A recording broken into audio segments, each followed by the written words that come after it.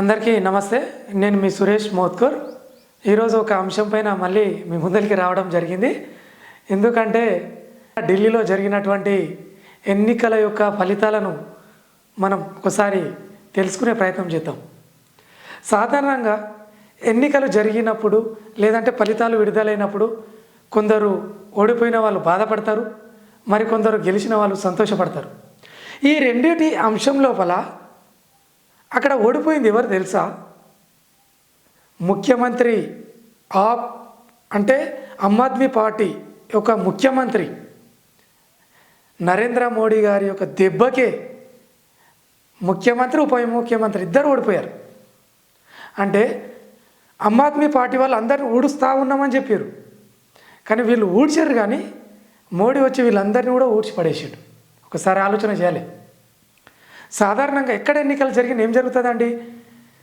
Main candidate అనే candidate ఏ party యొక్క ముఖ్య అధినేతలు సాధ్యమైన తరకు ఓడిపోరు, కానీ ఇక్కడ మాత్రం మెయిన్ క్యాండిడేట్సే ఓడిపోవడం జరిగింది. ఒకసారి ఆలోచన చేయాలి.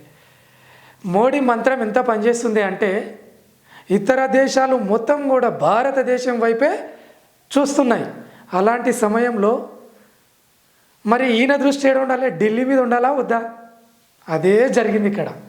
చాలామంది అంటుంటారు అక్కడక్కడ గల్లీలో ఏదొచ్చినా పర్వాలేదు, కానీ ఢిల్లీలో మాత్రం ఏది ఉండాలి? బీజేపీ ఉండాలని చాలామంది అన్నారు. అది మనం విన్నాం కూడా, కానీ ఈరోజు అది నిజమైపోయింది.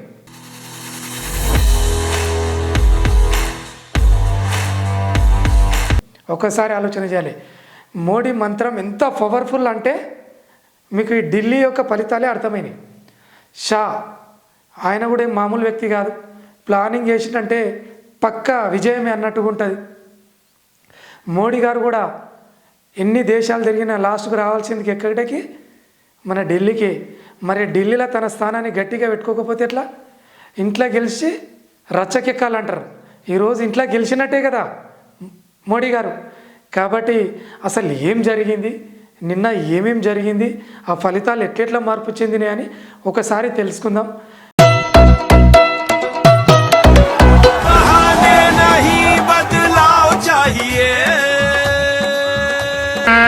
दिल्ली के लोगों में एक उत्साह भी है, एक सुकून भी है.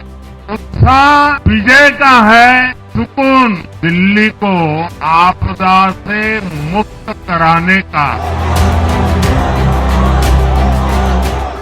दिल्ली के लोगों का ये प्यार, ये विश्वास हम सभी पर एक कर्ज है.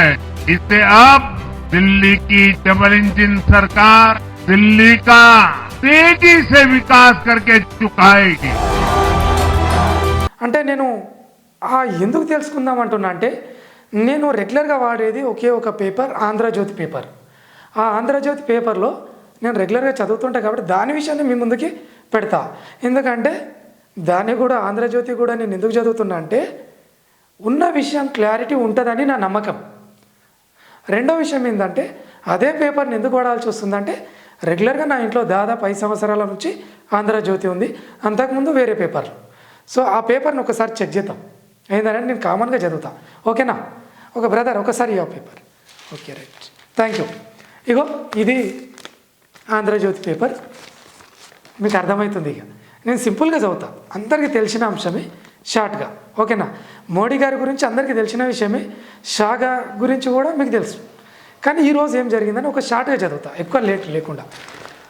ఎట్లా ఇచ్చాడు చూడండి టైటిల్. ఆంధ్రజ్యోతిలో ఇచ్చిన టైటిల్ చీపురునే ఊడ్చేసింది, కథం ఊడ్చిపడేసినారు. ఎవరు ఫోటో పెట్టిరు? మోడీ గారి ఫోటో పెట్టిరు. ఢిల్లీలో ఆప్ను మట్టి కరిపించిన బీజేపీ కథం. ఇక ఆప్ని టోటల్గా ఊడ్చిపడేసారు. 26 ఏళ్ల తర్వాత మళ్ళీ అధికార పీఠంపైకి బీజేపీ వచ్చిందన్నట్లు 8 సీట్ల నుంచి ఏకంగా 48 సీట్లకు, 8 సీట్ల నుంచి 48 సీట్ల కంటే 40 సీట్లు పెరిగినట్టే. 22 సీట్లకే పరిమితమైపోయిన ఆమ్ ఆద్మీ పార్టీ, ఓకేనా? ముఖ్యులు ఎవరెవరు ఇందులో? ఆమ్ ఆద్మీలో కేజ్రీవాల్, మనీష్ సిసోడియా వీళ్ళిద్దరు కూడా దెబ్బకే ఓడిపోయారు.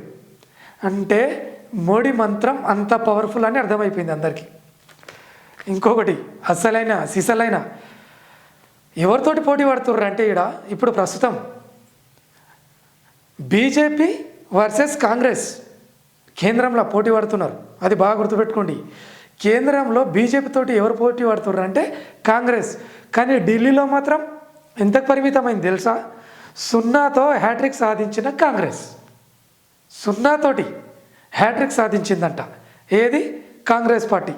ఇక అర్థం చేసుకోండి. ఇక మీరు కమలాన్ని గెలిపించిన పీఆర్సీ ఐటీ జాట్లు అంటే ఈ కమలానికి సపోర్ట్గా చేసినటువంటి వీళ్ళు అన్నట్టు. కమల వికాసంలో కాంగ్రెస్ కీలక పాత్ర, ఇక మరి అది ఎట్లనో మనకు తెలియదు, కీలక పాత్ర పోషించిందంట.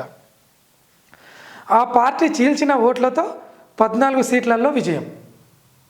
ఇక అర్థమైంది అనుకుంటా కీలక పాత్ర అంటే ఇక్కడనే. మరి బీజేపీ గెలిచింది కదా మరి ఢిల్లీలో. మరి ఢిల్లీలో మొత్తానికి ఆప్ని ఖాళీ చేసేసింది. ఢిల్లీలో ఖాళీ అయిపోయిన ఆప్ అది క్లియర్ అనుకో. అంటే మొత్తం కాలేదు కానీ మెయిన్ సీట్ అనేది పోయినట్టు. మరి ముఖ్యమంత్రిలా ఎవరో ఒకరు కావాలి కదా బీజేపీ నుంచి. మరి రేసులు ఎవరు ఉండొచ్చు అనుకుంటున్నారు? ఏదో ఒక ఆలోచన ఉంటుంది కదా.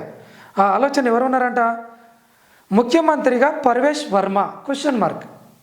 పర్వేష్ వర్మకు వచ్చే అవకాశం ఉంది అని ఒక కేసు రేసులో ఉందన్నట్టు. రెండో విషయం, మరి ఆయనతో పాటు ఇంకా 2 పేర్లు వచ్చినట్టున్నాయి. 2, 3 అనుకో. ఒకటి రేసులో ఎవరెవరు ఉన్నారంటే భిదూరి, మనోజ్, స్మృతి ఇరానీ, వీళ్ళు 3 ఉన్నారంట రేసులో. కానీ ముఖ్యమైనటువంటి వ్యక్తి ఎవరంటే పర్వేష్ వర్మ, వాళ్ళ తర్వాత వీళ్ళు. మరి ఇక్కడ ఒకటి రాసిర్రు టైటిల్ ఏమని? ఫలించిన మోదీ షా వ్యూహాలు. వాళ్ళ ఆలోచనలు, వాళ్ళ ప్లాన్లు, వాని ప్రణాళికలు అనేటివి అక్కడ పనిచేసినాయంట.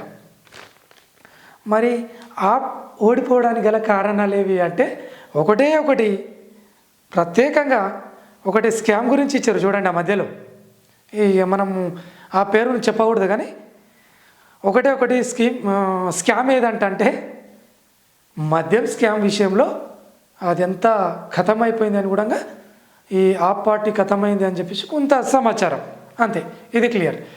आपदा से मुक्त कराने का, और मैंने दिल्ली से प्रार्थना की थी कि 21वीं सदी में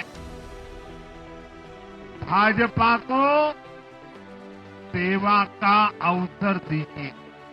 मैं दिल्ली के చిరునవ్వుతో నవ్వుతూ తెలుసు కదా ఇక మోదీ గారు ఎట్లా నవ్వుతారు, ఎట్లా చేతూపుతారు అనేది. కాబట్టి ఒకసారి అది చదువుతా వినండి. ఎంత మంచిగా అంటే ఇది చారిత్రాత్మక విజయం, ఆప్ నుంచి ఢిల్లీకి విముక్తి. అర్థం చేసుకోండి. ఇక దశాబ్దం పాటు తమను అహంకారంతో పాలించిన ఆ పార్టీని ఢిల్లీ రాజకీయాల నుంచి ప్రజలు తరిమి కొట్టేశారు. అంతే. ఇక వారు పాలనను మాత్రమే కోరుకుంటున్నారు. ఎవరు? ఆమ్ ఆద్మీ వాళ్ళు. కాలను కాదు.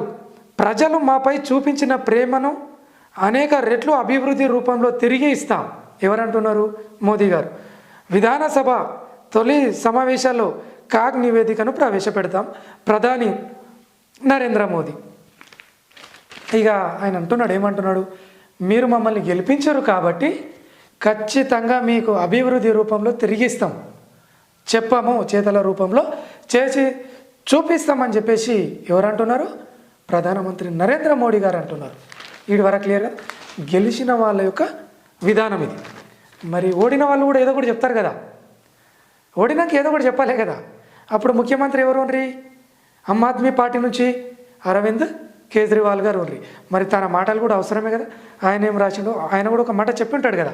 ఆయన చెప్పిన మాటలను ఆంధ్రజ్యోతిలో ఏమని రాశారు అది ఒకసారి మీకు చెప్తాను చూడండి క్లియర్గా. ప్రజా తీర్పుని అంగీకరిస్తున్నాం.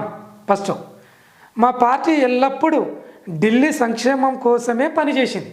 ఎప్పుడు కూడా ఢిల్లీ ప్రజల కోసం, సంక్షేమం కోసం పనిచేసింది. ఇకపై ప్రతిపక్షంగా కీలక పాత్ర పోషిస్తాం.